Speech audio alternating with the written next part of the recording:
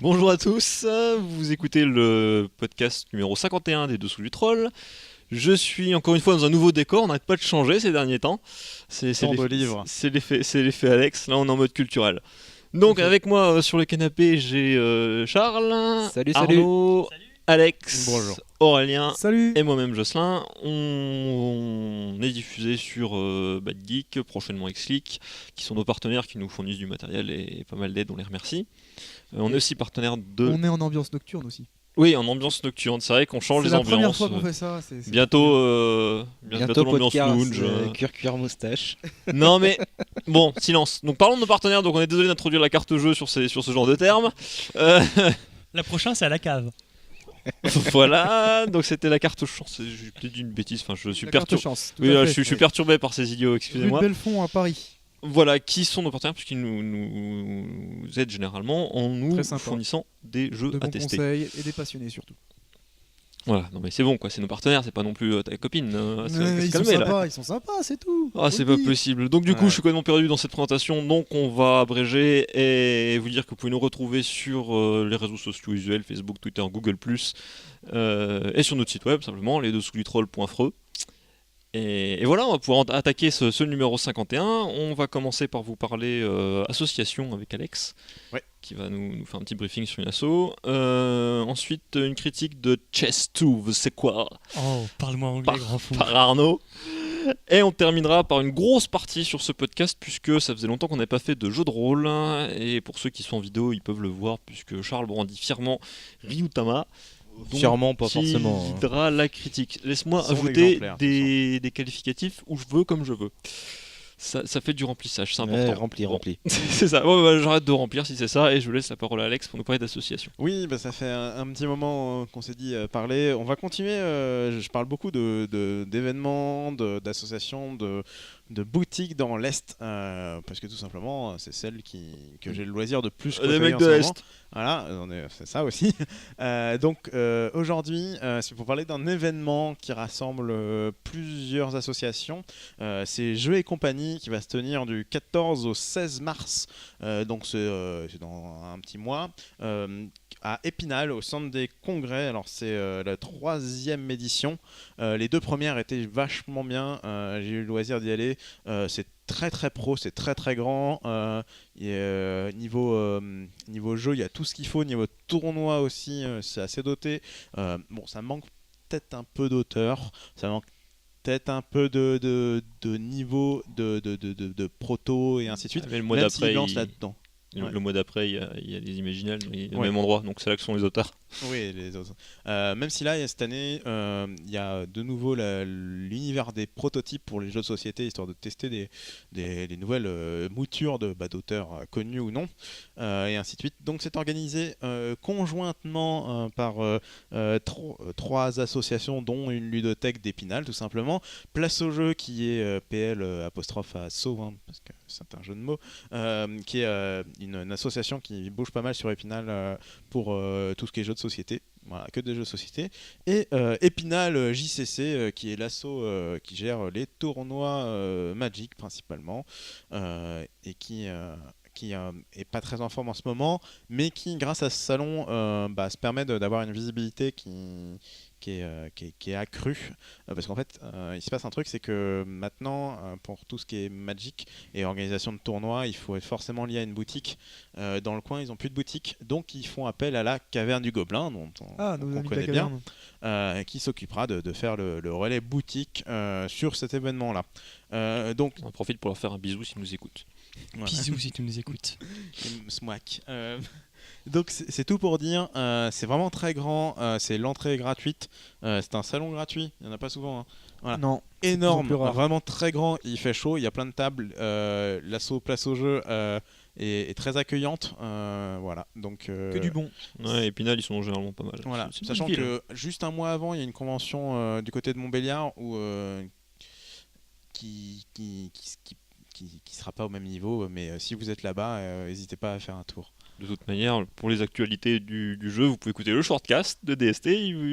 On vous en parlera sûrement dans notre émission courte. Voilà, donc c'était tout pour l'association. Voilà. Et donc, si vous êtes jaloux parce que vous êtes dans le nord, le sud ou l'ouest et qu'on parle pas assez de vous, n'hésitez pas à nous envoyer un petit mail. Il y a tous les contacts sur notre site. On parlera de vous. Je m'occuperai bientôt du sud parce qu'il y a 2-3 trucs, surtout 2-3 boutiques vachement bien, mais ce sera pour les prochaines fois. Ah bah oui, bah voilà. Teasing. Envoyez-nous vos contacts d'ici là. Vous avez peut-être une chance de vous placer dans les prochaines émissions.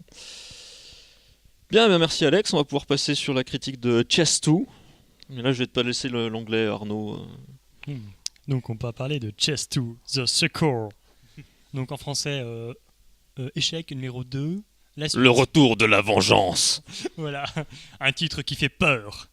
Et donc, Chess 2 The Secure, en fait, c'est une règle d'échec modifiée, écrite par David Sirlin depuis 2010, et qui actuellement est en cours de portage pour console, donc avec le studio Luding Games. Alors là, vous allez me dire, oh, c'est marrant, dans les dessous du troll, il parle de jeux vidéo. Mais pourquoi est-ce que tu vas pas en parler dans le podcast de Jocelyn, Salmanan ? Faites-moi de la pub. Ouais, vas-y, Voilà. fais-moi de la pub. Non, si j'en parle pas dans JV, parce que c'est qu'en fait, on va pas s'intéresser au jeu en lui-même, mais plutôt, en fait, la version console, c'est juste une implémentation des règles qui ont été proposées par David Sirlin. Donc on est sur des règles qui peuvent être jouées avec un jeu d'échecs standard, et qui en fait vont proposer une réinvention du jeu d'échecs. Donc c'est une réinvention partielle, donc qui va porter qui va apporter quelques modifications qui faisaient que le jeu d'échecs était quelque chose d'extrêmement figé à mon goût. On va voir ça tout de suite. Donc oui, Donc les nouvelles règles, c'est quoi ? Tu perds un pion, tu bois, tu perds une table. Donc ouais, c'est un concept de print and play. Donc le jeu est encore en développement, donc on peut télécharger les règles gratuitement sur le net. Et on peut y jouer avec un plateau standard. Donc d'autres personnes s'y sont essayées. Donc on pourra citer par exemple Grand Chess ou alors Chess 960 qui en fait explorait un petit peu ce concept. Reprendre un jeu d'échecs avec des règles perso. On est très loin d'un tempête sur l'échiquier là quand même. On est passé sur une de relecture Chess des 2 règles à et Chess non, 950 là. Quelques modifications m'inquiète. de règles. C'est le jeu d'échecs reste à peu près le même, c'est-à-dire que les stratégies restent valables. On va vraiment modifier quelques petites pécadilles. On va voir ça. Donc, je suis allé sur Chess Game, en fait, c'est un site de statistiques sur les jeux d'échecs, qui regroupe à peu près les résultats de 700 000 parties sur les 400 dernières années. Ok. Voilà. Alors, c'est bien sûr, c'est un petit échantillon, mais je pense. Imagine le mec qui a rentré tout ça, quoi. Voilà. Non, les jeux d'échecs sont un jeu extrêmement procédurier et statistique. Donc, quasiment tout est rentré. Et donc, on y apprend que les parties dont les blancs commencent, lors d'une partie, la personne qui a pris les blancs en premier gagne à 37%. Celle qui prend les noirs en premier gagne à 27%. Ouais. Et on a un match nul dans le reste des cas. Il y a quand même beaucoup de matchs nuls en fait. En fait, Alors- quand tu suis les règles d'échecs, il y a énormément de façons de faire match nul. Alors, Quand tu sens que t'as perdu, on a le pat qui est extrêmement présent dans un tiers des cas. Oui. Et on a un avantage indéniable qui est conféré aux blancs. Alors, quand je dis indéniable, c'est d'après ses stats. Même au niveau des Grandmasters, on retrouve toujours au moins 5% d'écart. Sachant que si on considère les Grandmasters, dans le top 20 des joueurs, lorsqu'ils s'affrontent entre eux, le taux de match nul monte à 60%. D'accord. Sur Oui, une- mais ça m'étonne pas. Sur une partie d'une heure, donc en fait, on arrive à un jeu qui est extrêmement bloquant et peu adapté à des personnes qui n'ont pas passé leur vie à y jouer. C'est pas du tout pour en dire du mal, c'est juste que la courbe de progression est de telle sorte qu'elle va décourager les personnes qui y jouent de manière intermédiaire. C'est-à-dire celles qui n'ont pas eu le déclic. En autre stat, on peut voir que dans 20% des cas, on va retrouver les mêmes 20 openings échos. Donc c'est en fait les premiers tours de jeu sont identiques dans 20% des cas. Et d'ailleurs, dans 10% des cas, on aura toujours les mêmes endings, donc on aura toujours les mêmes pièces des deux côtés dans 10% des cas. À la fin. Ouais. Donc à la fin, tu sais que tu auras 2% de chance pour que tu aies, je sais pas, un roi et 3 pions et l'autre qui est un roi et 3 pions. Ah, c'est surtout des tours. Ouais, toi. t'as les 10 cas, les 10 cas les plus présents qui sont présents dans 10% des cas. D'accord. Donc en fait, on sait comment on commence. Dans un cas assez important, on sait comment on va finir. On sait qu'on va avoir une forte chance d'avoir un pat. Donc en fait, c'est les symptômes d'un jeu qui est parfaitement symétrique. Ouais. Donc les deux joueurs commencent avec la même force. Ils ont les mêmes avantages, mis à part celui qui commence en premier. Et on est dans un jeu totalement équilibré. Bon, plus symétrique et plus équilibré que ça, je pense qu'il y a les petits chevaux. Il est parti sur le postulat qu'il n'allait pas dire du mal des échecs. Oui, mais alors par contre, t'as de l'aléatoire dans les petits chevaux que t'as pas dans les échecs. C'est quoi. ça. Donc, ouais, en fait, dans les échecs, le seul aléatoire que tu as, c'est qui va jouer en premier. Et encore, ça tend à ne pas être aléatoire sur plusieurs parties. C'est une grosse différence quand même, Voilà. parce qu'on a vu que du coup ça définit un peu le gagnant. Oui, mais je pense que les parties d'échecs en tournoi se jouent en plusieurs manches. Ah oui, oui. Et du de coup, toute un façon, coup oui. tu commences, un coup tu commences pas. Quoi. C'est le principe en fait. Tu vas enchaîner les parties Donc sur une t'équilibres heure. ça comme ça. Donc on est resté sur un jeu très symétrique. Et c'est quasiment un des seuls jeux symétriques qui existent dans l'univers du jeu de société. En tout cas, aussi répandu. Donc c'est un petit peu une exception en la matière. Et donc l'idée de Chess 2, c'est en fait de faire en sorte que des personnes puissent s'y intéresser sans avoir nécessairement un niveau important, y avoir passé toute sa vie. Parce que c'est vraiment un jeu qui se base sur la mémorisation des tactiques passées. Oui. Voilà. Donc on va parler un petit peu du bonhomme. Ce mec-là, bon, c'est un petit peu un joueur d'échecs, mais avant tout, c'est quelqu'un qui a écrit plusieurs théories sur les jeux de rôle en ligne. Donc il s'est inspiré de ça. Il a aussi travaillé dans le rééquilibrage des personnages de Street Fighter 2. Ah, sympa. Je sais pas, bon, si vous avez joué au Street Fighter 1 où le jeu est pas du tout. Non. Ah non, et Enfin, alors que ST2 est, Il n'est pas, terrible. il est Enfin, pas équilibré du tout. il est pas équilibré ST2 parce qu'il y a une tier list avec des persos plus puissants Ouais. que d'autres, mais Pas comparé au l'ordre 1, est bien établi quoi. Comparé au 1 où Ouais, tu il est sais beaucoup que plus équilibré, Bison quoi. gagne à chaque fois, par exemple. Ouais, non, le 1 c'était n'importe quoi. Voilà. Je pense qu'il y a une erreur là-dessus sur Street Fighter 1. Il n'y avait pas de bison et compagnie. Ouais, il y a Voilà, le gros bourrin Voilà. torse Ouais, je nu sais là, plus. comment il s'appelle. C'est Zangief. Dans le 1 il y était. Non, en fait, non, c'est à partir de Street Fighter 2, il s'est occupé des rééquilibrages des versions X et ainsi de suite. Ouais, c'est extrême et. Voilà. Donc il a uniquement bossé dans le extrême. Ah, ok. Voilà. Donc en fait, il va utiliser 3 leviers qui sont assez présents dans les jeux de figurines, mais aussi dans les jeux de cartes à collectionner. Premier levier, ce sera le concept de liste. C'est que les joueurs ne vont pas partir avec des forces symétriques. On va avoir le choix entre 6 forces d'armée. Donc ça donne 21 combinaisons possibles, ou 42 si on apporte le fait de savoir qui commence. Ouais. Voilà. Sachant que les listes sont Et certaines ils listes peuvent sont choisir adaptées la à d'autres. même. Bien sûr. D'accord. Le deuxième levier qui va être utilisé, c'est le concept de scénario. On ne va plus avoir qu'un seul moyen de gagner. On va rajouter un autre but. Et enfin, le dernier, c'est... je ne sais pas trop comment l'appeler, mais je dirais plutôt du bluff ou de la déception. C'est ce qu'on voit sur le plateau n'est pas forcément représentatif de des forces en présence. C'est-à-dire aux échecs, lorsqu'une pièce est prise, elle est prise. Et en fait, on va jouer sur ce concept de prix ou non. Donc du coup en fait c'est un espèce de jeu d'initiation au jeu de figurines mais avec des pièces d'échecs quoi. Non, il a emprunté quelques concepts qui étaient présents dans le jeu vidéo, dans les jeux de figurines. Il veut surtout rendre le jeu d'échecs surtout beaucoup plus diversifié et qu'on puisse pas apprendre rapidement, qu'il n'y ait plus cette liste de connaissances d'une partie à l'autre. Ouais, c'est en fait il veut briser un peu ce schéma-là. de linéariser un petit peu la courbe de progression en Ouais. permettant à un niveau intermédiaire de s'élever. Oui parce que de toute façon on va le retrouver hein, que tu rajoutes des stratégies ou pas. Oui, là, pas les Grand Masters compositions, tu vas quand même resteront Grand retrouver Master avec ce jeu d'échecs. stratégies. Ouais. Oui, mais apprendre toutes les listes d'ouverture de chaque combo des 42 trucs, ça demande plus de travail, mais Ça- il y en a qui y arriveront. Ça demande Oui, plus de travail, mais de notre ça. côté, Enfin, oui, sûrement, oui, Ça va- non, mais clairement, oui. Mais... Ça va retarder l'échéance mais au Ces- final il ces n'y aura 4 pas 15 dernières millions années, d'ouvertures potables. il essayait de jouer ses listes avec plusieurs personnes renommées, Ouais. et à chaque fois, ces personnes avaient un avantage indéniable. D'accord. Donc c'est pas du tout une remise à plat, c'est on va dire petite modification à côté. Ouais. Donc en fait, la première chose qui est rajoutée, c'est une nouvelle condition de victoire. Ils appellent ça l'invasion de milieu de ligne. Donc votre plateau il fait 8 par 8. Et lorsqu'on arrive à placer le roi après la 4e ligne, donc dans la moitié adverse, on gagne. Automatiquement, direct. Voilà, donc ça enlève pas mal de règles de patte. Ouais. Parce que au lieu que la personne qui voit son roi menacé décide de la reculer, là elle peut très bien décider d'aller au feu et à la limite elle sait qu'en 2 ou 3 Et tours, 4 lignes, c'est pas beaucoup. Hein. c'est énorme parce que ton roi se retrouve dans la moitié adverse. Ouais. Il est au milieu de la pampa là. Les pièces d'échecs se déplacent très vite sur le plateau. Ouais, mais ouais. pas le roi. Pas le droit, mais les autres peuvent.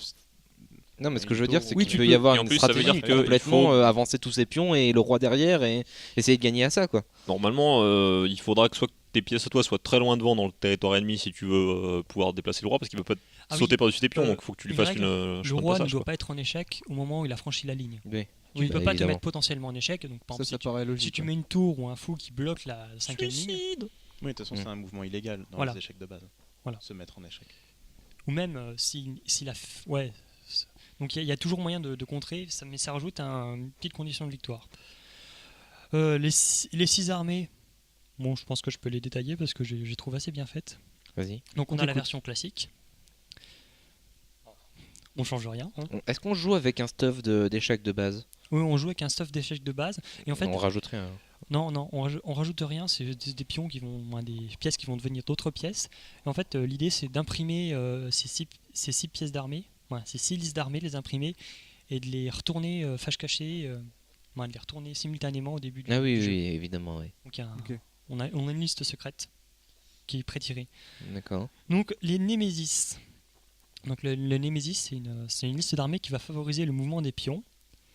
Alors déjà, la reine est affaiblie et ne peut capturer que le roi.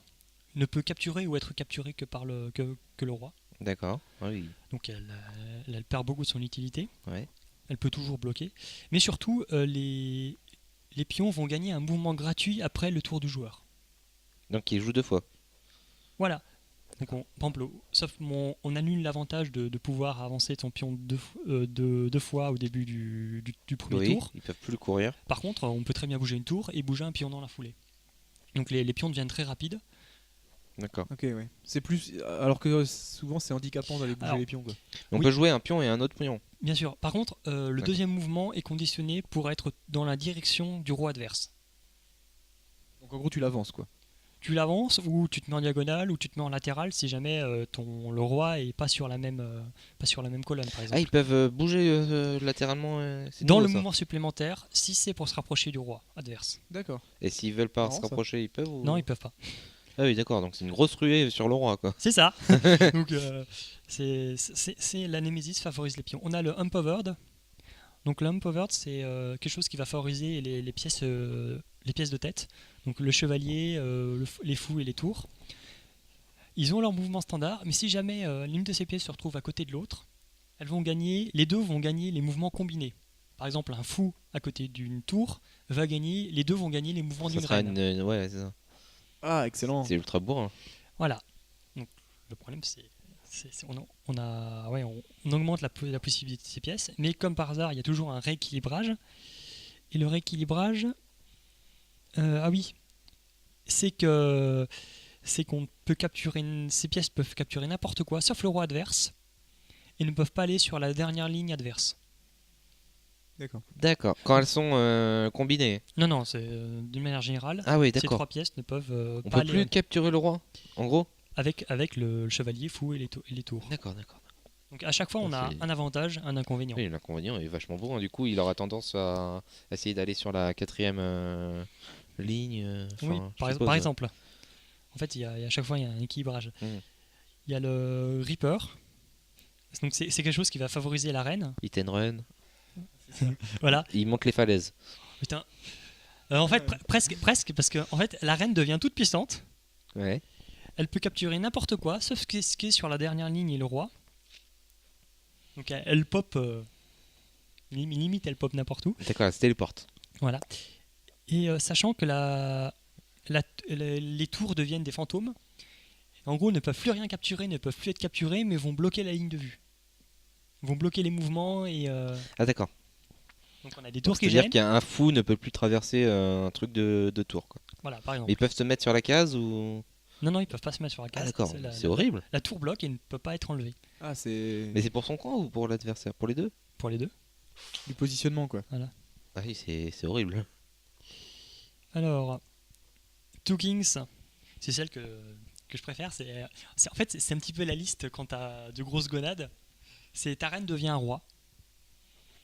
Ouais. Sachant que tes conditions de victoire, elles sont encore plus problématiques parce que pour l'invasion de milieu de terrain, tu dois avoir tes 2 rois après le milieu. Voilà. C'est chaud, ça. Sachant que si un de tes rois est échec et mat, tu perds. C'est quoi le bonus à ce truc-là, alors? Voilà. Bah, le bonus, Non, c'est que ta reine est En un fait, roi. c'est comme le Némésis, c'est que le roi gagne un déplacement gratuit à la fin de son tour. Ah, c'est cool. Donc c'est 2 fois plus dur. Ah oui, et le roi gagne un mouvement spécial qui s'appelle la tornade, ce qui fait qu'elle va buter toutes les pièces autour d'elle. Oh, ça c'est marrant, ça. Voilà. Donc c'est Allié et ennemi? ouais, allié et ennemi. Ouais, c'est rigolo. Et enfin, t'as la dernière règle que j'aime bien, c'est la règle Animals.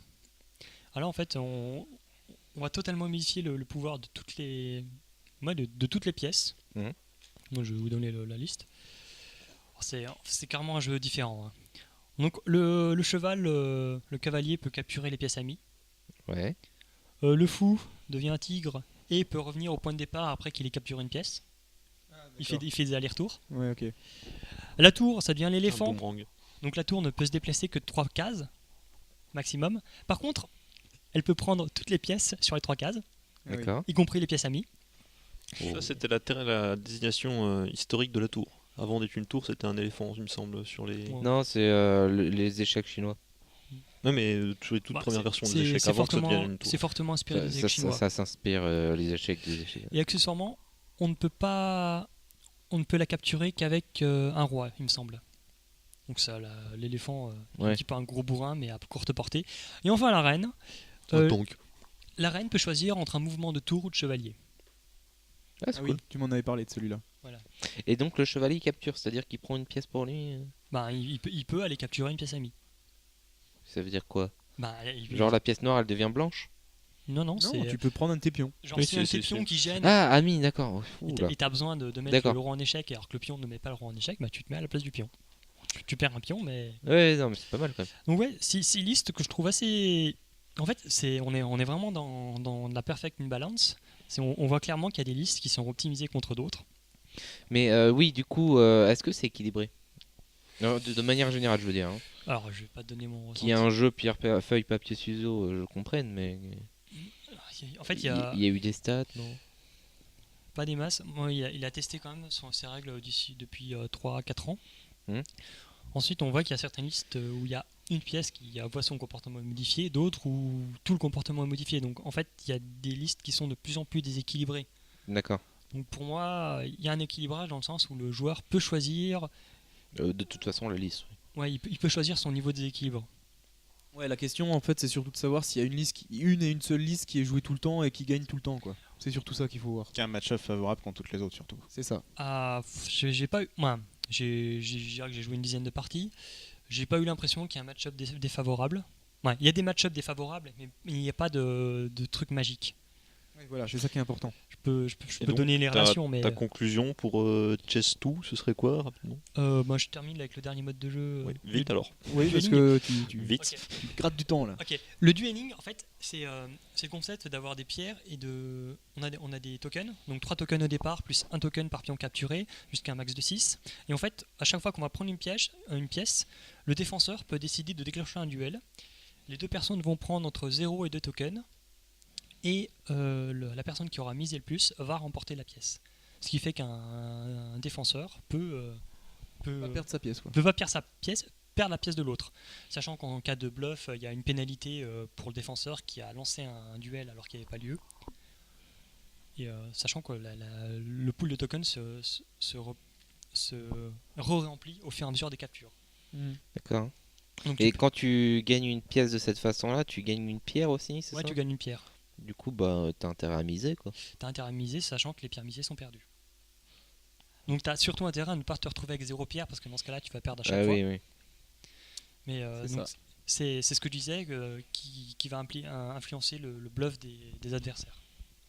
Ok, très bien. Voilà. Donc ce que j'en ai pensé, je veux dire, ça s'adresse à un public qui n'aimait pas les échecs parce qu'après 10 ans de jeu, il trouvait qu'il progressait pas. Ouais, moi je suis d'accord avec toi. Ça rajoute un petit peu de profondeur au jeu, un petit peu d'aléatoire. Moi, en tant qu'amateur, j'aime bien. Et surtout le fait que ce soit facilement implémentable et accessible. Voilà. Effectivement. Ok, et ben merci pour ce topo sur Chess 2 c'est quoi. Et maintenant on va passer à quelque chose que je prononcerai pas avec un accent aussi Oh, ça va. Ryutama. aussi destructeur. Mais oui, du coup parle-nous-en. Bah vas-y, dis-le. Ryutama, oui ok ça c'est Ouais, encore on possible, est mais d'accord. Donc, dans l'accent de base. Sébastien. Ryutama.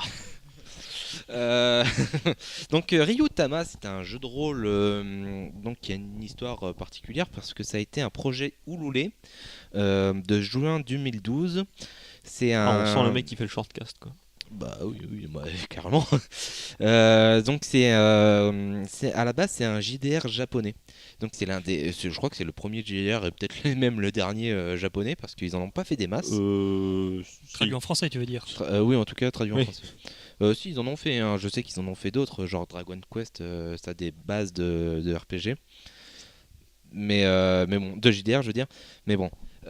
Donc dans ce cas-là, ça a été traduit par Lapin Marteau, une société qui s'est créée autour de ce projet-là. Et donc ça a été paru en 2013. Et à savoir que les critiques ont été très encourageantes sur ce jeu de rôle parce qu'elle apporte un vent de nouveauté par rapport à ce qui se fait actuellement et ce qui C'est s'est surtout que ça apporte une différence du fait que c'est japonisant et que nous on connaît que des trucs un peu occidentaux ou Oui. américains. Non, mais il y a énormément de différences, genre Oui, mais parce que c'est la l'ambiance culture qui veut ça. l'ambiance de- positive, les c'est- combats un peu C'est RPG. la culture japonaise qui fait que ça donne beaucoup de différences surtout. Donc voilà. Alors moi, on va en faire une critique. On y a tous joué. Moi en On vient tant de terminer la partie. moi en tant que MJ, du coup les autres, enfin en tant que homme dragon, hein, j'ai envie de dire, et les autres en tant que joueurs. Ah, c'est toi qui jouais le château en fait. C'est ça. Durant cette critique, je vais à la fois vous expliquer les règles et à la fois poser des questions par rapport à mes invités. Donc on va commencer par les joueurs, les règles par rapport aux joueurs. Donc les joueurs, la première chose qu'ils vont choisir, c'est une classe. On a plusieurs classes, certaines qui varient beaucoup par rapport à ce qu'on connaît d'habitude. Je pense aux chasseurs, surtout aux fermiers ou Ouais, moi je trouve que c'est les commerçants. archétypes standards. Pas T'as- tant que ça, parce qu'en règle générale, les archétypes, c'est t'as le mage, le guerrier, le voleur, quoi, et c'est très orienté combat en fait. C'est des Et archétypes là, pour pas guerre tellement. civile. Ouais, c'est ça. T'as raison Arnaud. c'est vraiment, oui, c'est vraiment du métier de de civil, de paysan, enfin des petits trucs quoi. Tu peux lui Ouais. citer une accette, hein. C'est le fermier, le chasseur, le noble, le L'artisan. ménestrel, l'artisan, le guérisseur, et j'en oublie un. On en oublie toujours. c'est ça. Le Le marchand, je crois que. le c'est marchand, ça, oui, ouais. on l'a pas dit. D'accord. Très Du civil, coup, hein, ces classes-là vont donner une orientation principale au joueur, vont lui offrir 3 talents. Ils ne sont pas si utiles que ça dans le, moi je trouve. Après, c'est peut-être le scénario qu'on a joué qui nous a pas fait beaucoup utiliser. Oui, oui. non mais même Ils sont pas généralement, primordiaux. Moi, mes c'est talents- que des talents. Hein. Mes talents, moi j'étais chasseur, j'ai déjà utilisé mon talent de Oui, chasse tous les jours. oui, non, mais Disons voilà, que mais- contrairement à la plupart des RPG. des RPG ou JDR, de hein, JDR, si on fait la JDR distinction, plutôt. la plupart des jeux nécessitent forcément un gars pour faire le soin dans le groupe, un gars pour faire le... Voilà, les constantes qu'on retrouve dans les MMORPG maintenant, un tank, Oui, un healer et le DPS, reste qui healer, DPS quoi. Mais typiquement dans ce jeu Là, de non. rôle là, ça va plutôt être choisi par le type, qui seront l'attaque, la technique ou la magie. Non, parce que le guérisseur est un healer quoi. Oui, non mais la magie permet de Et guérir. il permet de faire encore mieux. Et la magie, c'est un type, quoi, c'est pas une classe. Du coup, Oui, bah, après, disons puissante que- talent. En fait, tu as le choix via la méthode. Alors, donc, type, on a dit. Donc, Donc, il y a 3 types à magie choisir en et plus de sa technique. classe. c'est Ouais. ça, ouais. L'attaque, bon, bah. Là par privilégie contre, on retrouve les la archétypes katane. guerrier, magicien, voleur. Hein, Oui, mais ouais. carrément. Voilà, c'est ça, c'est l'archétype classique. Et le mélange classe-type te permettra de soit spécialiser ta classe dans encore plus qu'elle sait faire finalement, soit garder ta classe mais compensé. aller être un peu plus polyvalent dans un autre Honnêtement, domaine. la classe pour moi c'est des compétences en plus. Le vrai couple enfin le vrai personnage, c'est créé plutôt par le type et les attributs, qui pour moi Oui. sont Oui, beaucoup c'est vrai plus que les présents. attributs sont pas liés à la classe. Tu choisis ce que tu veux. Ça dépend si tu peux récupérer des talents autrement que par la classe. Non. Hein, parce que Oui, mais après c'est Ça te des met talents quand même sur la direction. ouais, enfin c'est des talents En fait, qui. c'est une triade classe, attribut, type. Et après, tu choisis si tu veux vraiment te spé dans un truc ou un peu équilibré ou pas. D'accord. Bah de toute façon voilà, il y a les types à choisir. Maintenant on va parler des attributs. Il y en a 4. Ce qui fait un peu court sur un JDR, mais ça se joue très bien. Alors il y a l'agilité, l'esprit, l'intelligence, la vigueur. Et la totalité des jets que vous allez lancer vont correspondre à un mix entre ces 4 attributs. Ouais. Genre Il y a 2 agilité, physiques, vigueur. 2 psychologiques. Deux Voilà. par deux. De quoi? Il y a 2 physiques, 2 psychologiques. Ouais. Oui, voilà, c'est ça. Il y en a 2 qui représentent plutôt le physique et deux qui correspondent plutôt la psychologie d'un joueur. Et voilà quoi. Les principaux jets que vous allez faire vont être concentrés là-dessus. C'est pour ça que pour moi, les attributs, ça crée complètement un personnage. Je veux dire. Oui et non, parce que C'est souvent des jets mixés quoi. Donc, c'est des jets mixés et il faut voir que la répartition des attributs, tu fais quand même pas comme tu veux.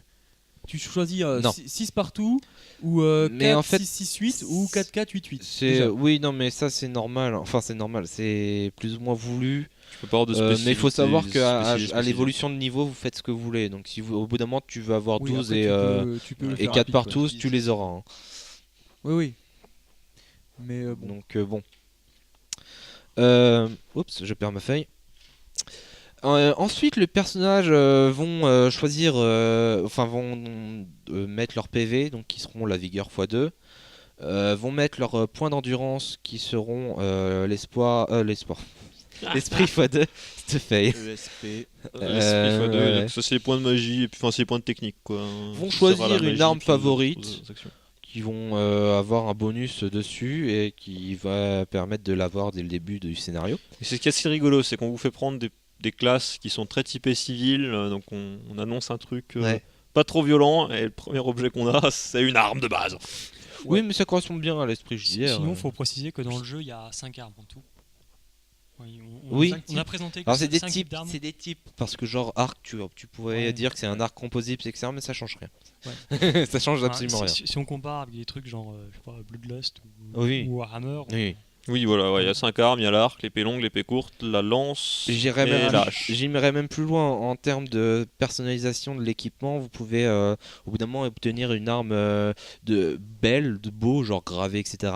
Voire magique, mais ça va pas plus loin quoi. Alors magique, ça vous accorde un bonus de De toute plus façon, 1 au c'est pas le toucher. but du jeu. Hein. Non, clairement pas.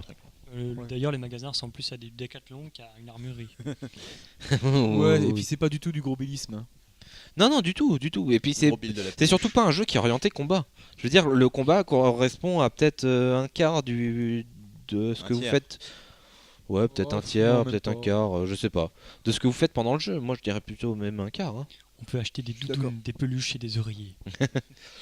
Et des oreillers peluches. Ouais, il y a un petit côté kawaii. Ah, carrément. D'ailleurs, Coralie a adoré. Je crois que tu vas te faire tuer par tous les japonais qui nous regardent parce qu'on dit kawaii il me semble, mais bon. Oh, alors ça, j'en ai Je absolument me suis rien fait, à... je me suis fait tellement allumer là-dessus. Non, c'est kawaii, effectivement, mais on s'en fout, Je en m'en fait. fous royal. Dans l'absolu. Allez. Allez, les otaques, on vous en... je te laisse continuer. Mais non, Pas j'ai ma dit. phrase, hein, mais... Je prononce les mots comme je Donc veux. on va poursuivre sur la création de personnages. On choisit également un objet fétiche. Alors ça, j'ai pas trop compris. Ben, Bon, ça comme fait partie du charme Tout le du jeu reste de rôle. du jeu, voilà, tu vas, Si, tu peux tu jouer vas l'intrigue avoir des là-dessus. petites notes Peut-être, ouais. mignonnes et pas forcément utiles, ni représentatives. Ils choisissent un équipement dans les 1000 pièces d'or. Donc ça c'est classique. Hein. C'est vraiment très classique. Prendre un stuff de base, quoi. Juste les pièces d'or n'ont pas l'air de valoir le prix de l'or dans ce jeu de rôle. Ouais. C'est-à-dire que des chaussures L'or, ça, ça vaut coûte pas 300 grand-chose, quoi. pièces d'or. Donc bon. Mais c'est des Oui, Air il y a Max, beaucoup hein. d'or Non, dans c'est cette des, planète. c'est des chaussures Ouais. spécialisées. C'est-à-dire que Ah, l'or, bon, ça c'est a la valeur du bronze en fait. Hein. Mais on voit que l'équipement est davantage tourné vers le climat et les paysages qu'on va devoir affronter. Tout le Ah oui, truc mais se joue carrément. sur le voyage, donc ben... Oui, tout on va à fait. pas y arriver. On va y venir. Hein. Chose très intéressante, les joueurs vont devoir choisir un rôle. Ça, je trouve très. Enfin, c'est vraiment un pilier du jeu, de ce jeu de Ça, rôle-là, c'est cool, ouais. c'est-à-dire que les personnages vont prendre une petite part de ce qu'aurait dû faire le MJ, par exemple créer les... Bah, c'est pas forcément ce qu'aurait dû faire le MJ, c'est plus Mais- que l'équipe se bat à faire entre elles à 5. Voilà, ça. Là, il y a des responsabilités qui sont réparties. Ouais, c'est Alors- l'organisationnel du groupe. Dans d'autres jeux de rôle, c'est pas défini. Là, c'est clairement défini. C'est sympa. Ça permet de dire, ça permet au MJ de dire bon bah vous n'arrivez pas à vous décider, le chef va décider. Alors oui, les archétypes sont chef, cartographe, chroniqueur, intendant. Il y a un mec dans- qui s'occupe de l'inventaire, un mec qui s'occupe de prendre des notes, C'est ça. et un qui dessine la carte. C'est ça. L'autre Et qui puis le regarde. chef. Et un Il y a un qui tacticien fait rien. Alors le tacticien, je l'ai rajouté parce que il n'y a que 4 rôles et on a joué à 5. Et il faut croire que c'est un jeu de rôle qui n'a pas été prévu pour être joué à 5. On dit trop beau, Ouais, hein, ou ça. alors les autres ont pas de rôle, quoi. Ouais, ou alors Et les c'est autres trop n'ont pas de chiant, rôle, quoi. mais je trouve ça un peu triste quoi. Oui, c'est dommage, mais après, bon, tout le monde ne peut Alors pas que moi avoir je un dis rôle. tacticien, bon bah ça se jouait quoi. Sinon, les rôles peuvent tourner. Je veux dire, le mec qui fait la cartographe ou les Oui, chroniques. voilà, tu le tournes d'une séance à l'autre, par bah, exemple. voilà. Donc en fait, le MJ, c'est une sorte de 6ème rôle. Le MJ c'est une sorte de 6ème rôle, on va y venir. Déjà sur le rôle des personnages des joueurs, qu'est-ce que vous en avez pensé? Est-ce que vous pensez que c'était... Enfin, qu'est-ce que vous pensez? Est-ce que c'est trop simple? Est-ce que c'est... Moi je trouve ça peut-être un peu trop simple, pas très poussé. Moi, ça m'a plu. C'était pas prise de tête. Ouais. On s'est pas enquiquiné à faire des calculs monstrueux. Moi, j'ai souvenir du MJ qui te sort la feuille Excel dès que tu fais une fiche perso. Là, c'était plutôt simple. Ça Il y a toujours le c'était côté un logique. peu chiant des mages à Tant- prendre tant les sorts, etc. Bah ouais, mais bon, il faudrait Non, une c'est copie. juste La, ça. la magie, de règle générale, dans tous les jeux de rôle, Ouais, est il faut- toujours mal faite. Il faut recopier tous les sorts et tout, c'est un peu lourd. C'est toujours très long à créer. Il faudrait juste des copies des Très long à copies des utiliser. pages de sorts quoi. Ouais. Mais c'est sûr que les archétypes magiques ont des compétences en plus, donc forcément il faut le temps de les recopier puis de les Bah, choisir. il faut les C'est utiliser, hein, c'est sûr. C'est ça. Mais voilà, à part ça, moi j'ai trouvé ça plutôt cool. Mhm. Après, il faut juste. Le seule chose, c'est une fois qu'on a passé le cap de choisir sa classe, le premier truc qu'on fait, c'est accepter de sacrifier toutes les envies que vous auriez pu avoir sur d'autres jeux de rôle, de faire un gros bourrin ou un sorcier Ah non, surpuissant. c'est pas de gros billes. hein, Là, c'est- vous allez juste vous choisir un rôle sympa qui sera un mec qui sera probablement sur la route, donc ce sera pas non plus tous les métiers possibles. Ouais. Voilà, c'est un peu restrictif sur les classes, mais après ça coule de source, c'est super simple, super agréable, et on finit par faire ce qu'on veut et avoir une place dans le groupe. Je trouve les rôles vraiment super, moi. Ouais. La création, c'est assez facile. Ouais. Une fois passé le cap des classes, Ouais. Après, elle a toujours le même défaut de tous les jeux de rôle que bah, t'as qu'un seul livre et qu'un seul MJ qui peut pas se coupler en 5 Oui. pour créer les persos. Oui, oui. Ça, Alors- c'est un truc, je sais pas. Même moi, j'ai pas, en y réfléchissant, j'ai pas d'idée de comment on pourrait améliorer ça, mais c'est un truc qu'il y a dans tous les JDR et qu'on a. bah, c'est généralement il y a un souvent truc qui chiant. s'appelle le livre du joueur, qui est la première partie du jeu, le livre du MJ, et Ouais, mais t'as si tu toujours fais qu'un livre. selon. Ouais, mais tu peux le trouver sur internet souvent. Il y a pas mal de jeux de rôle qui le proposent Oui. sur internet. Ouais. Et le truc que tu es censé faire, mais que tu fais jamais parce que sinon tu vas jamais trouver de joueurs, c'est que tes joueurs sont censés le lire avant de venir.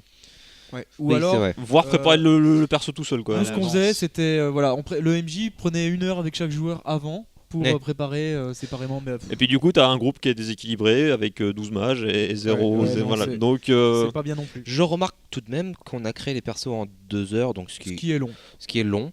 Mais j'ai trouvé des jeux de rôle beaucoup plus longs. Oui, mais moi, genre je trouve- création de perso, c'est vraiment une ce séance. qui est long, mais si on fait une équipe, voilà, on en a fait à peu près sérieusement, c'est après que ça part en Bon, cacahuète. sans Jocelyn, Euh, on les aurait créés en 1 heure aussi. Non, c'est pas Tout vrai. est relatif. C'est Non, on les c'est a pas pas, vrai. Mais On les a pas créés, je crois, on a mis combien de quand temps tu fais une équipe pour 1h40. une campagne, 1h40. d'habitude on prend une après-midi juste pour créer l'équipe, quoi. Mm. Créer les persos. Donc Euh, là, on a Non fait mais que 2 heures. ouais, moi je suis d'accord. Oui, mais moi j'ai fait beaucoup de jeux avec des règles plus complexes et tout.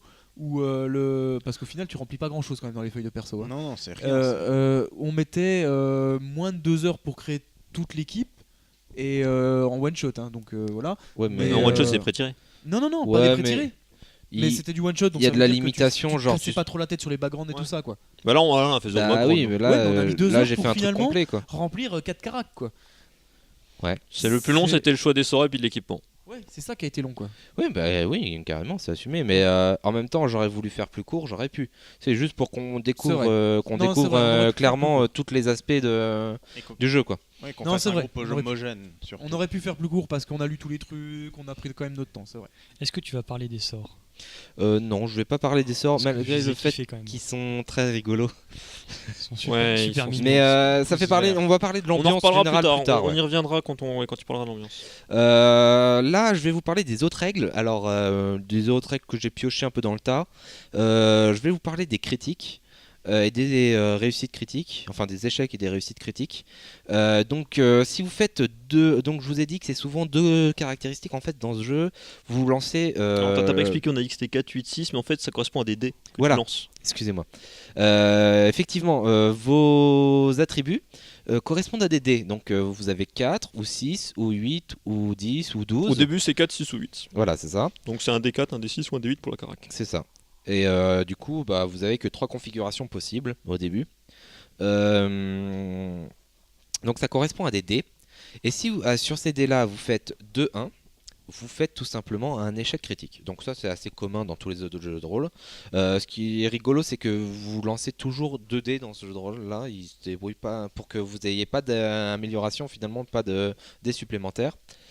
Par contre, le réussite critique a une règle rigolote, c'est-à-dire que vous faites soit le maximum des dés, donc sur 2d4, vous faites 2 x 4, soit 2-6. Ouais. Donc, Sur 2D8 tu peux faire soit 2D8 pour une réussite, soit, Voilà. soit 2-8 pardon, soit 2-6. voilà, c'est ça, exactement. Sur un D8 et un D6, vous pouvez faire 6-6 ou 6-8. Parce que c'est le maximum de chaque dé. Mais par contre, vous pouvez pas mixer. Sur 2D8, on peut pas faire 6 et 8. Ouais. C'est pas un mix de deux. Alors ça, c'est nous on a noté ça parce que nous, il faut dire ce qu'on est. On est des critiqueurs de jeux de rôle, de jeux de plateau, etc. Et on voit tout de suite que derrière ça, il y a un rééquilibrage par rapport au fait on fera plus de critiques par rapport à 2D4 que à 2D12, évidemment. Plus vous avez Ça. des gros dés. Et en fait, la Et, chance. et du coup, l'échec critique, t'as moins de chances de l'avoir plus Voilà. que le dé gros 6. Voilà. D'ailleurs, il y C'est a pas une mal. autre règle sur l'échec critique, on va en parler tout de suite, c'est les points de maladresse. Si vous faites des échecs critiques, donc vous prenez des grosses gamelles, je sais pas, j'essaye de sauter dans un ruisseau, je tombe à l'eau, Des gamelles mignonnes. des gamelles mignonnes, vous apprenez de vos échecs et vous notez un point de maladresse dans votre feuille de personnage qui va permettre sur un autre jet de pouvoir vous concentrer et de gagner un +1. Moi je trouve ça très rigolo, très valorisant. en fait. Ça dépunit un peu l'échec critique. Ouais. Ouais, mais je trouve que c'est pas si original que ça, c'est juste qu'il y a beaucoup de musiques qui en ont rien à secouer. Même si Oui, oui, beaucoup tout à fait. de jeux de rôle préconisent de récompenser. Il y a beaucoup de jeux de rôle où l'échec critique, en général, ça solde par un échec de ton action et ton arme qui est pétée, et si, et ça. Oui, et un si. truc violent, Et mais c'est très très douloureux. souvent. le côté maladresse, je l'ai vu dans pas mal de règles et je l'ai jamais trop vu appliqué. Ah ouais, bah, Par contre, l'avantage c'est que c'est marqué point de maladresse, c'est sur la feuille perso, personne ne peut le rater. Ça Quoi. incite plus le MJ à l'appliquer, Voilà.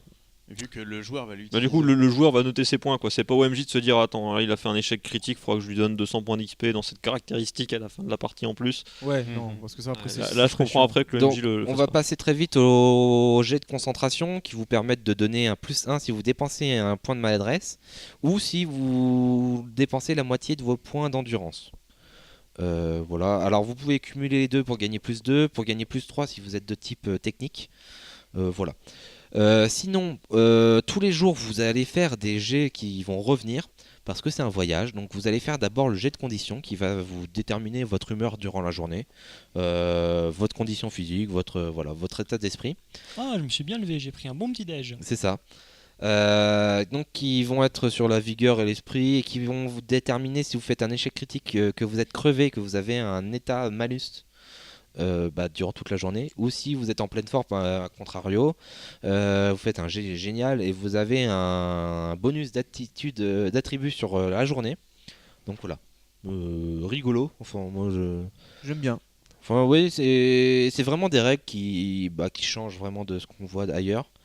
Pareil, vous avez des jets par rapport au voyage, donc qui vont dépendre de votre paysage et du climat, qui vont être le jet de marche, enfin de voyage justement, ou le jet d'orientation, ou autrement le jet de campement, qui vont vous faire, si vous faites des échecs critiques ou des réussites critiques, ça va faire des règles complètement différentes, ça va rythmer votre journée, et puis c'est des trucs qui donnent beaucoup plus d'importance à celui qui monte le camp, à celui qui va guider les joueurs, et ainsi de suite.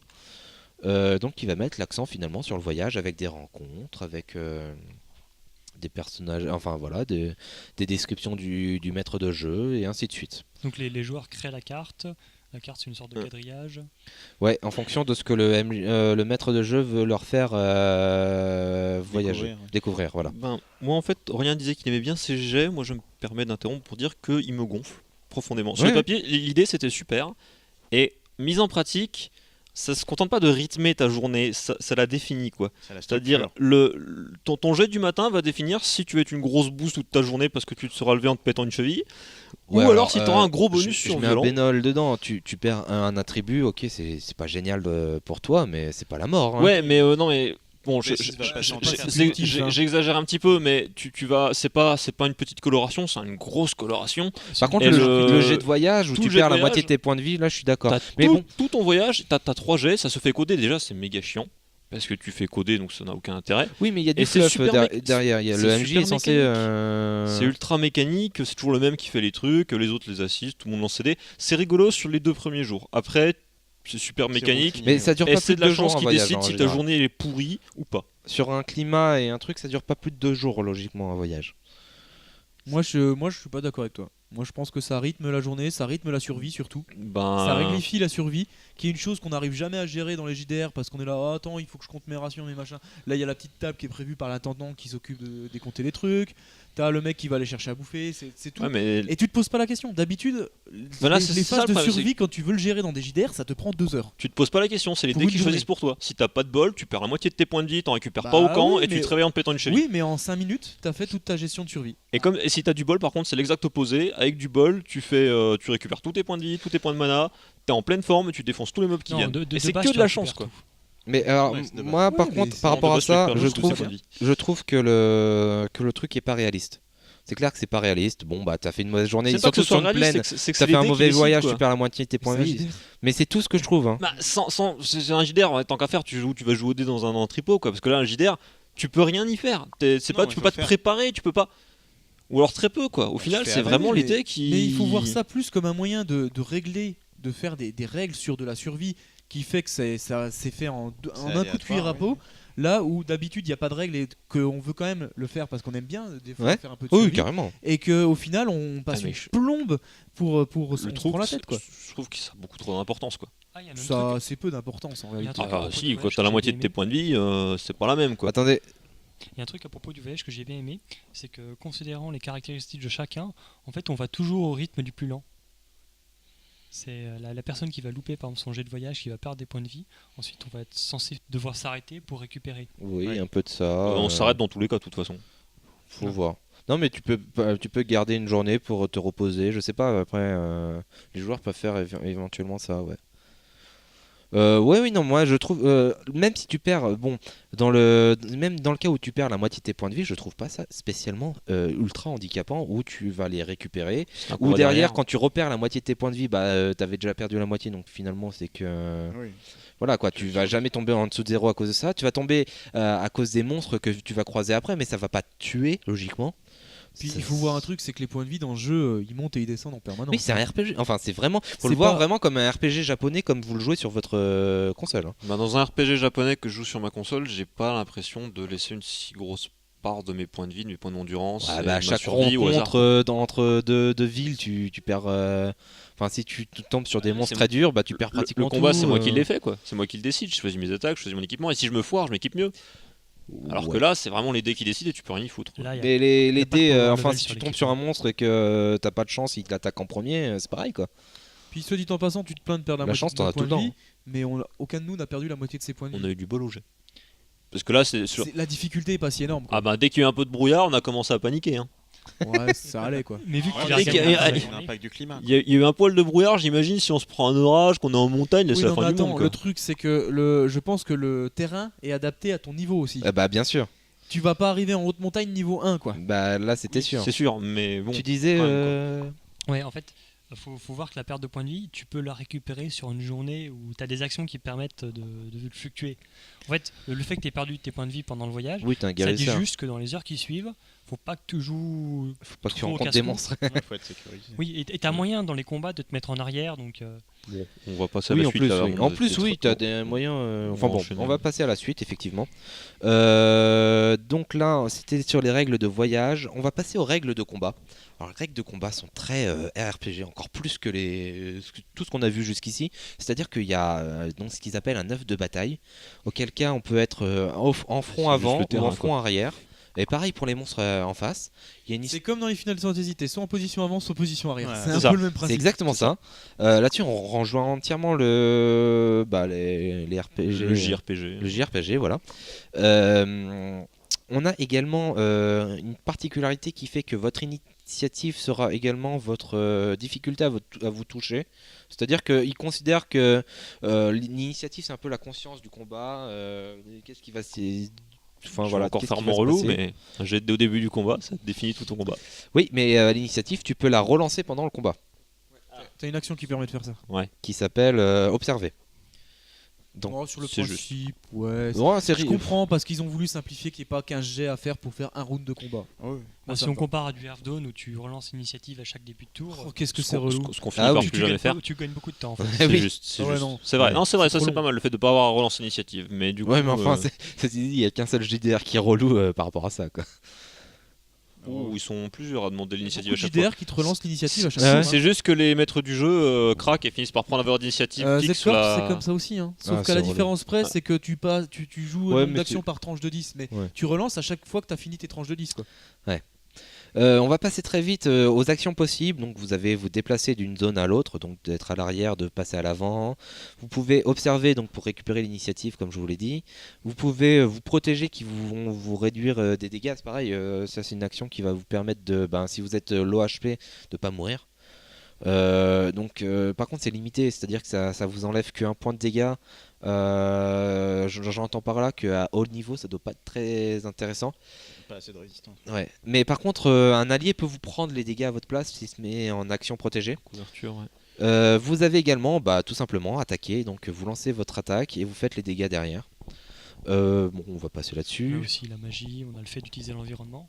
Ouais, il y a juste des objets. Voilà, on vous fait une liste d'objets qui peuvent servir de couverture. Donc, les Bon, combats ça va. RPG, est-ce que vous les trouvez réussis, pas réussis Ils sont simples. Ils sont, Ils sont anecdotiques et c'est le but. Ouais. Pour moi, t'es pas Ils- censé te Ils battre se passent en bien et permanence. simplement. Voilà. À mon avis, tu peux broder un petit peu. Oui, tu peux toujours, Tu mais. peux faire du RP sur le combat, je pense. C'est pour Oui, ça il y a qu'il des des objets, on options. les a pas utilisés, c'est pareil. Il y a plein de mécaniques qu'on n'a pas l'habitude en fait. Oui, il y a ça Genre, aussi. voilà. Elles sont pas non plus transcendantes. De toute façon, c'est pas le cœur du Bon. jeu, hein, le combat. Oui, Non, là, je pense clairement. qu'il faudrait peut-être enchaîner. Donc, sur on va le- passer à la suite. Création de villes et de mondes. Sachant qu'on n'a pas fait monde, Ouais. mais qu'il est possible de créer des mondes très Ou en couleur. très fuckés. Du coup, création de villes. Alors ça, c'est un truc que j'aime pas trop dans les RPG japonais. Dans certains RPG japonais, c'est-à-dire qu'il n'y a pas de structure et où c'est des missions et au final, il n'y a pas. Voilà, on s'en fout de la ville, on s'en fout de plein de trucs. Et là, c'est un peu le cas, c'est-à-dire que peu importe la ville, finalement, l'histoire va suivre derrière. Il n'y a pas de monde imposé, donc il n'y a pas vraiment d'ambiance générale. C'est vraiment par rapport à ce qu'on est encore en train de créer. Bon, ça correspond bien aussi. Il y a un espèce d'esprit manta dans cette partie-là, où genre, de toute façon, on raconte une histoire entre celui qui mène et ceux qui subissent l'histoire, mais finalement, peu importe que le monde soit imposé ou pas, ça va revenir au même. Il y a un peu, on voyage dans des esprits, on voyage dans quelque chose qui est pas défini, on fait ce qu'on veut, voilà. Ambiance culture japonaise, Oui. je trouve. Ouais. Ça se sent bien, quoi. On va de A vers B. Moi, j'ai pas trouvé ça terrible. Qu'est-ce que vous en pensez? Dans le livre, il y a Ah, quoi on a beaucoup rigolé, par contre. Oui, ça par contre, oui, mais Ouais. c'est parce qu'on. Là, on va arriver vers la conclusion. Donc, si on a quelque chose à dire sur le jeu, dis-le maintenant. Oui, Il t'as nous raison en reste- plus. non, on a encore 3-4 minutes. Ouais, mais on va encore en discuter. Alors, je vais passer directement effectivement à mon rôle en tant qu'homme dragon, que j'ai pas su vraiment faire beaucoup de choses parce que c'était pas évident. Moi, j'ai un problème avec le rôle de. Parce que c'est pas un rôle de MJ traditionnel en fait. Non, c'est pas un rôle de MJ qui est traditionnel. Et justement, c'est ça mon problème. C'est est-ce que j'ai le droit de tricher, de dire tiens, les voyageurs sont dans mal en point, est-ce que je vais faire en sorte que... non, mais même pas tricher, je veux dire, est-ce que j'ai le droit de modifier un peu l'histoire en fonction? Ou est-ce que je prévois quelque chose et mes seuls outils sont en tant qu'homme dragon, etc. Je pense que c'est plutôt orienté sur la deuxième solution. Mais c'est parce que moi je pars de quelque chose. Je pars de mes connaissances en tant que maître de jeu. Et par rapport à ça, le rôle de l'homme dragon a une double utilité. C'est effectivement ça, ce que je viens de vous dire.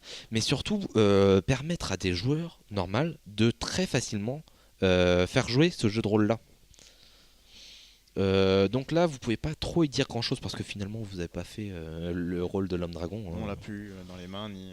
Vous n'avez pas trop, voilà. Donc ça, c'est plutôt moi qui laisse la question ouverte. On va passer à la création de scénario, c'est pareil. Création de scénario, on avait une fiche d'objectif, une fiche de structure de scénario. Alors il y a des fiches vraiment où ça se passe un peu comme au cinéma. Il va se passer ça. Alors en général, voilà, le voyage va se passer en 3 actes. Là, ils ont des problèmes. Là, ils vont résoudre les problèmes, etc. Il va y avoir du détail où je vais écrire, etc. Ces fiches-là sont assez bien faites. Elles te permettent de faire un scénario très facilement, sans vraiment avoir beaucoup d'idées. C'est marrant parce que ça diffère vraiment des jeux de rôle que j'ai vus. Ouais. Par exemple, quand tu as un scénar expliqué ou une campagne, tu auras 10 pages de littérature. Et là, c'est sous forme de petits tableaux. Voilà, c'est ça. Donc c'est juste des points narratifs. Des points narratifs, ouais, Un petit c'est peu construit. ce qu'on retrouve dans, Ça vous aide à construire un truc. dans Vraiment. STRN avec les fils C'est d'histoire. bien ça. Ben, encore une fois, moi je trouve ça Comment simpliste, l'amener, quoi. Il n'y en a pas assez, qu'est-ce qui c'est va pas apparaître. détaillé. Par contre, les anecdotique, cases sont vraiment les petites. événements. On peut vraiment pas faire tout ce qu'on veut. Il y a un problème de lourdeur par rapport à ce modèle-là. Il t'oblige à faire une suite d'événements que je considère comme anecdotiques et pas forcément passionnants, quoi. Je suis y a un cassant peu pour de ce ça. jeu parce qu'il je me Non, fais un mais peu l'avocat du diable, ouais. mais moi je le trouve simpliste en règle générale sur tous les Oui, points. bah alors là, par contre, il a commencé simple et il a fini vraiment. Non, mais c'est vraiment l'esprit du jeu en même Ah temps. mais là c'est limite jeu d'éveil quoi, au jeu de rôle. Non, je pense que justement, écoutez pas ce qu'il dit parce qu'à mon avis, c'est pas conseillé à des débutants, C'est un notamment à un MJ débutant. Ouh, là justement au contraire, je pense Ah que c'est non. les gens qui sont pas formatés par le format jeu de rôle tel qu'on le connaît nous. À mon avis, vont s'en sortir beaucoup mieux Ouais, sur ce mais jeu alors, que nous. À mon avis, c'est vraiment il faut pour les voir un débutants truc, de chez c'est débutants. Quoi. Que tous les jeux de rôle simplistes, c'est-à-dire où on te laisse beaucoup de liberté au MJ, c'est très dur de les meuger quand tu débutes parce qu'il faut savoir tenir une table. Eh ben, je pense qu'il faut un bon MJ, certes, mais il faut Ouais, si tu débutes- des joueurs qui sont pas formatés, ça passe très bien. Bah, c'est plus un des jeu joueurs d'interprétation débutants, oui, libre. pas avec un MJ débutant. Jamais un MJ débutant de toute façon. Je veux dire, des lycéens, tu leur vends Donjons et Dragons, tu leur vends pas un Gilles. Je sais pas, effectivement. Par contre, faut pas se laisser leurrer par le côté vraiment kawaii du truc qui est vraiment, par contre, très marqué kawaii. Même dans les RPG japonais, enfin JRPG, c'est rarement autant kawaii. Je veux dire, il y a des chats gobelins. Là, c'est très mignon. Il y a des, ouais, voilà. Il y a vraiment un fond de commerce là-dessus. Là, si vous voulez le mot de la fin, c'est le moment parce qu'on a vraiment plus le temps. C'était un peu le mot de la fin. Eh ben, ça, c'est parfait. Du coup, non, mais sinon, il se veut effectivement scénario d'introduction. Je voudrais juste terminer par un tour de table très rapide. Est-ce que vous avez aimé? Pourquoi? Moi, plutôt bien. Ce que je dirais juste, c'est comme tous les JDR, ça dépend beaucoup de la table, beaucoup du MJ pour se faire une opinion. C'est pas un mauvais JDR, on le sent tout de suite à la pratique. Donc après, il faut tester. Voilà. Alors, moi je suis un peu négatif là-dessus, je dirais que c'est un peu un pari raté, ils annonçaient un univers proche de ce que faisait Miyazaki, ce que font les JRPG en jeu vidéo, mais sans le support vidéo ça tombe un peu à plat et je trouve qu'il n'y a pas assez T'as pas été dans l'ambiance. il n'y a pas assez d'outils pour retranscrire ces ambiances que je retrouve pas du tout dans le jeu qui est trop simpliste. J'apprécie pas vraiment les jeux de rôle, celui-là, même s'il a des impacts intéressants, je trouve... il sort pas du lot, même s'il a des impacts intéressants. Après, il est ouais, mignon. tu trouves vraiment qu'il sort pas du lot? Parce que moi, s'il avait un truc à dire. Non, il n'y a rien qui m'a donné envie de continuer avec mon personnage. Oui, d'accord. Voilà. Oui, non, mais non, qui t'intéresse pas. Mais... Voilà, ouais. Je pense qu'il simplifie les mécaniques de jeu pour justement ne pas se recentrer autour des règles et laisser plus une part à l'interprétation. Surtout avec le rôle du MJ changeant. Moi, j'apprécie énormément effectivement le vent de fraîcheur qu'il rapporte par rapport au monde du jeu de rôle. J'apprécie qu'il soit positif, qu'il y ait un univers qui change vraiment. Parce qu'il faut voir que l'univers des jeux de rôle actuellement, c'est vraiment des post-apocalyptiques. C'est l'avantage de pas être sombre. Voilà. Donc c'est un petit jeu qui change vraiment. Je suis trop mignon. J'apprécie aussi les règles repensées un peu façon RPG, voire esprit japonais. Voilà. Maintenant, je rejoins un peu. Moi, ce qui me fait peur en fait dans ce jeu, c'est le côté non gros bill, non voilà, qui apporte pas grand chose sur la durée en fait. Sur une campagne, il va vraiment falloir jouer du scénario parce que je trouve rien à redire. Enfin voilà quoi. Je trouve un peu limité là-dessus. C'est donc un bilan mitigé. Ouais, voilà. Oui, Et ce sera un bilan parce que là on a bien dépassé. Maintenant vous arrêtez. Donc, on y va. Bon. Allez, Voilà, à plus. merci à tous. Salut. Merci, revoir. Salut. salut, au revoir.